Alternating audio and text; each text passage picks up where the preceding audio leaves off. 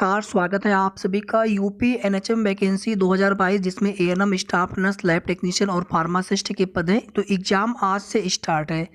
आज और कल एएनएम के एग्ज़ाम होंगे और कल और परसों की डेट में लैब टेक्नीशियन और फार्मासिस्ट के एग्ज़ाम होंगे और स्टाफ नर्स के एग्ज़ाम जनवरी में होने हैं। तो जिनका भी एग्ज़ाम आज है, आप सभी को हमारी तरफ से शुभकामनाएँ। अच्छे से आप सभी पेपर दे के आइए। एग्ज़ाम या पेपर से संबंधित कुछ यहाँ पर आप सभी के मन में डाउट हो सकते हैं जैसे यहाँ पर नेगेटिव मार्किंग है कि नहीं। तो नेगेटिव मार्किंग नहीं है, इसलिए क्वेश्चन आपको छोड़ना नहीं है।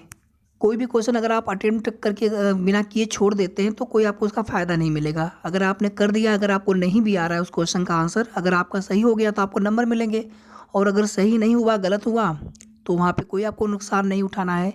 और ध्यान दीजिएगा, पेपर आपका 2 घंटे का होना है और जो भी आप आंसर करें स्टार्टिंग से करते चलें, यानी आप लास्ट के 15-20 मिनट के लिए आप आंसर को आप मत छोड़िएगा। ऑनलाइन एग्जाम में आमतौर पे लास्ट में 5-10 मिनट में सर्वर थोड़ा सा डाउन हो जाता है, तो इसलिए आप कोशिश करिएगा कि स्टार्टिंग से ही आप जिस भी क्वेश्चन के आपको आंसर आए बिल्कुल कन्फर्म कि इसका आंसर हमें पता है, कन्फर्म श्योर हैं आप, तो उसका आंसर आप करते चलें। और ध्यान दीजिएगा, आपने किसी भी क्वेश्चन का आपने आंसर फाइनल आंसर कर दिया, हमने आपको पूरा मॉक टेस्ट करके बताया भी था उसमें। अगर आपने वो वीडियो सुना होगा तो आपको बिल्कुल आइडिया लग गया होगा अच्छे से, और अगर आपने पहले कभी ऑनलाइन एग्ज़ाम दिया होगा तो भी आपको पता होगा। कोई भी क्वेश्चन अगर एक बार आप आंसर करके आगे जाते हैं तो दोबारा से भी आप उस क्वेश्चन पे आ सकते हैं, चाहे भले ही आपने उसको रिव्यू के लिए रखा हो, चाहे आपने फाइनल उसके आंसर कर दिए हो। कोई क्वेश्चन अगर आपने छोड़ दिया हो, डायरेक्टली आप उस क्वेश्चन नंबर पर टिक करके भी आप उस क्वेश्चन पे आ सकते हैं। रिव्यू पर छोड़ने का मतलब होता है कि उस क्वेश्चन को एक बार दोबारा से आप चेक करना चाहते हैं, भले ही आपने आंसर कर दिया हो। एक होता है कि आपने फाइनल आंसर कर दिया, सबमिट कर दिया, फिर आप नेक्स्ट क्वेश्चन पे चले गए। सबमिट करने के बाद भी आप किसी भी क्वेश्चन पे आप वापस आ सकते हैं। इसके बाद आप देखेंगे क्लियर, एक उसमें ऑप्शन रहेगा नीचे, क्लियर का भी ऑप्शन रहेगा, यानी आपने जो आंसर किया है उसको आप क्लियर भी कर सकते हैं और दूसरा उसमें आंसर आप कर सकते हैं। राइट साइड में कॉर्नर पर आपका टाइम चलता रहेगा, वॉच चलता रहेगा, समय आपको वहाँ से पता चलता रहेगा। तो लास्ट की आप 5-10 मिनट तक आप जो आपको आंसर करना हो, ऐसा आप ना सोचें कि हम लास्ट में 5-10 मिनट में आंसर कर लेंगे जल्दी जल्दी, पहले केवल क्वेश्चन करते हैं, तो ऐसा आप मत करिएगा। जो भी आपको आंसर आए बिल्कुल कन्फर्म आप उसको स्टार्टिंग से करते चलें, और कोशिश करिएगा कि आप कोई भी क्वेश्चन का आंसर छोड़िएगा मत, क्योंकि निगेटिव मार्किंग नहीं है। ठीक है, हमने आपको नोटिफिकेशन में दिखाया भी था, no negative marking for wrong answer. 100 questions रहेंगे और 2-2 घंटे का आपका पेपर। एडमिट कार्ड के बाद तो आपको सारी चीज़ें क्लियर हो गई होंगी। तो प्रोग्राम वाइज अलग अलग शिफ्टों में एग्ज़ाम कंडक्ट हो रहे हैं। आज और कल यानी 27 और 28 दिसंबर में एएनएम के एग्ज़ाम कंडक्ट हो जाएंगे, फिर 28 और 29 में माफ़ी चाहूँगा फार्मासिस्ट और लैब टेक्नीशियन के एग्ज़ाम कंडक्ट हो जाएंगे। स्टाफ नर्स में जितने भी अभ्यर्थी हैं, कैंडिडेट हैं, अभी आपके एडमिट कार्ड 10 के बाद ही आप मान के चलें जनवरी के मंथ में जारी होंगे, क्योंकि आपका एग्ज़ाम मिड जनवरी में है।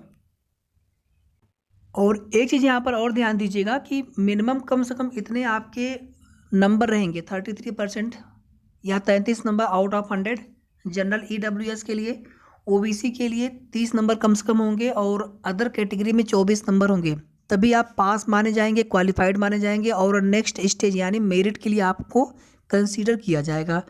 तो ये तो मिनिमम मार्क्स है, आपको कोशिश करना है मैक्सिमम मार्क्स लाने की, कितना आप अच्छा स्कोर कर सकते हैं। कोई भी क्वेश्चन आप छोड़िएगा मत, क्योंकि नेगेटिव मार्किंग नहीं है।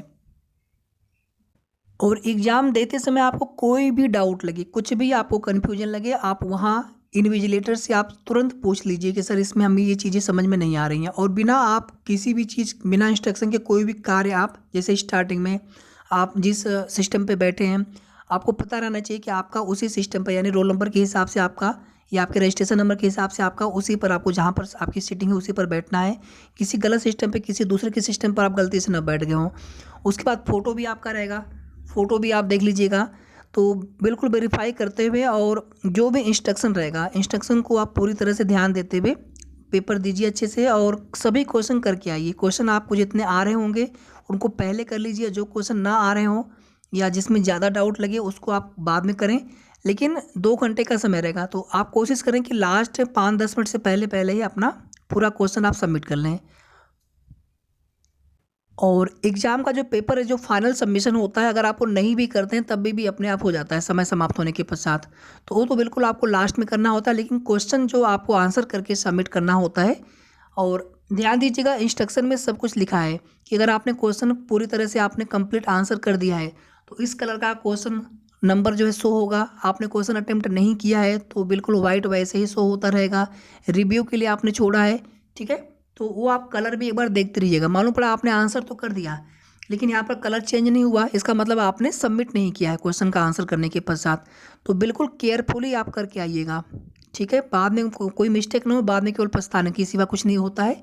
तो कोई भी मिस्टेक नहीं होनी चाहिए। तो एक बार फिर से आप सभी को हमारे तरफ से बेस्ट ऑफ लक। आपके पेपर अच्छे हों और पेपर देने के बाद पेपर कैसा गया आप सभी ज़रूर बताएं कमेंट करके। ठंड बढ़ चुकी है तो अपना भी ध्यान रखें। और वीडियो को आप सभी प्लीज़ लाइक और शेयर आप सभी कर सकते हैं। साथ ही साथ अगर आपने अभी तक चैनल को सब्सक्राइब ना किया हो तो ज़रूर सब्सक्राइब कर लेंगे। धन्यवाद।